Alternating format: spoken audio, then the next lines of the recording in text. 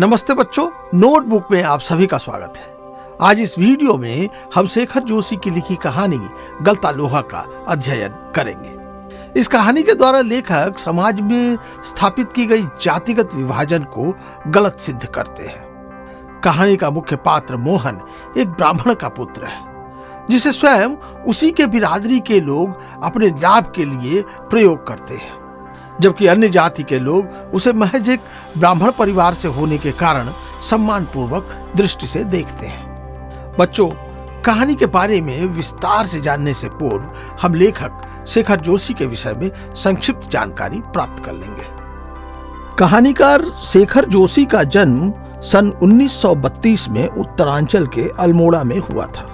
इन्होंने कई प्रमुख साहित्यिक रचनाएं की, जिनमें कोसी का घटवार, साथ के लोग, हलवाहा और दाजियू आदि हैं।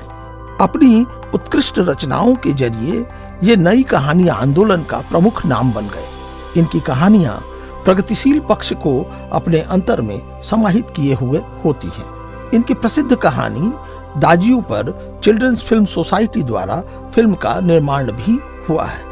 आइए अब शुरू करते हैं शेखर जोशी की कहानी गलता लोहा का विस्तारपूर्ण अध्ययन। कहानी का मुख्य पात्र मोहन शिल्पकार टोली की तरफ जा रहा है। वह धनराम लोहार के दुकान पर रखी निहाई अर्थात लोहे के बड़े टुकड़े पर पड़ते हथौड़े की धप धप की आवाज दूर से ही पहचान सकता है। मोहन घर से हंसुआ लिए आज इस उद्देश्य के साथ निकला था कि उसके खेतों के किनारे उग आई कांटेदार झाड़ियों को काटकर साफ कर देगा। उसके पिता वंशीधर अब बूढ़े हो चले हैं। उन्होंने जीवन भर पुरोहिताई की है, किंतु अब पहले की तरह स्वास्थ्य नहीं रह गया है। अतः अब उतना अधिक व्रत उपवास नहीं झेल पाते हैं। उन्हें चंद्रदत्त जी के यहाँ रुद्रपाठ कराने का न्योता मिला है, तो यह सोच रहे हैं कि 2 मील की सीधी चढ़ाई वे इस अवस्था में कैसे पार कर पाएंगे। अतः अब मुश्किल लग रहा है। मोहन अपने पिता की शारीरिक मजबूरी भली भांति समझता है, किंतु वह स्वयं इस तरह के अनुष्ठान नहीं करा सकता। उसे ऐसा अभ्यास नहीं है और न ही पिता जैसा तेज। वह पिता की बातों को सुनता है और चुप रह जाता है, मानो पिता की बात हवा में घुल गई हो। वह खेत का काम पूरा करने के लिए हंसुआ उठाए चल दिया, लेकिन इस पर हाथ फेरते हुए उसे लगा कि इसकी धार कुंद हो चुकी है। वह हंसुआ लेकर धनराम के पास आया। धनराम बाएं हाथ से धौंकनी फूंक रहा था और दाएं हाथ से भट्ठी में गर्म होते लोहे को उलट पलट रहा था। मोहन एक खाली कनस्तर पर बैठे उसकी कारीगरी देख रहा था। उसने धनराम से सवाल किया, मास्टर त्रिलोक सिंह तो अब गुजर गए होंगे?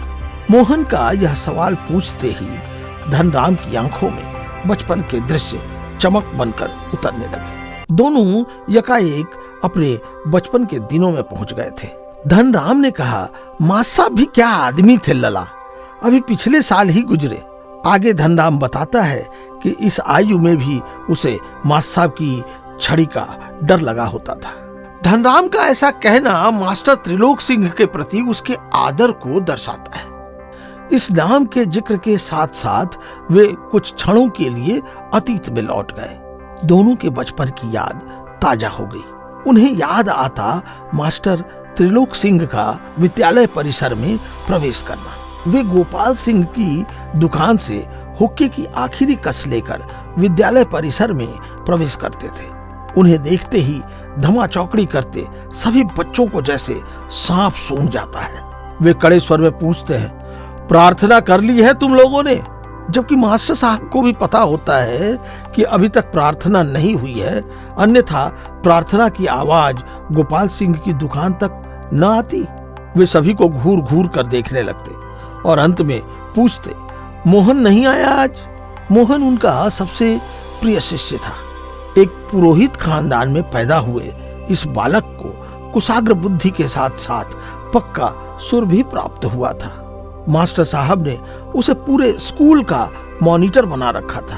वही सुबह सुबह हे प्रभु आनंद दाता प्रार्थना शुरू करता था। मोहन से मास्टर त्रिलोक सिंह को बहुत अधिक उम्मीदें थी।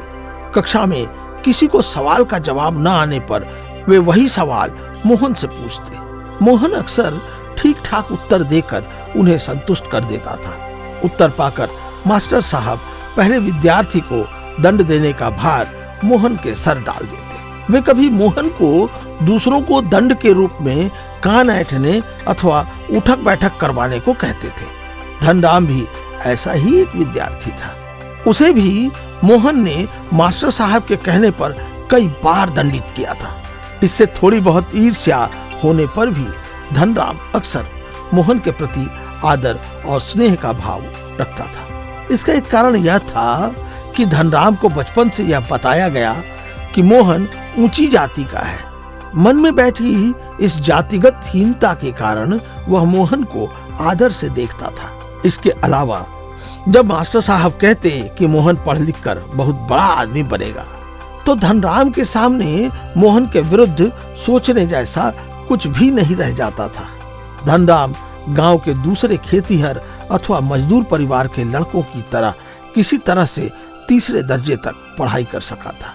कभी कभी मास्टर साहब इस पर भी अपनी नजर देते थे। एक दिन अचानक उन्होंने धनराम को 13 का पहाड़ा सुनाने को कहा। धनराम को 12 तक का पहाड़ा तो याद था, किंतु 13 का पहाड़ा उसे किसी तरह याद नहीं होता था। उसने गलती की और उसकी पिंडलियों पर सटाक से छड़ी पड़ गई। छड़ी एक ही बार में टूट गई तो उन्होंने धनराम को ही डंडा लाने को कहा। धनराम को बड़े जोर की चोट लगी। मास्टर साहब का पीटने का तरीका भी अजीब था। क्या था वह तरीका? इसे जानने के लिए अगला वीडियो जरूर देखिए।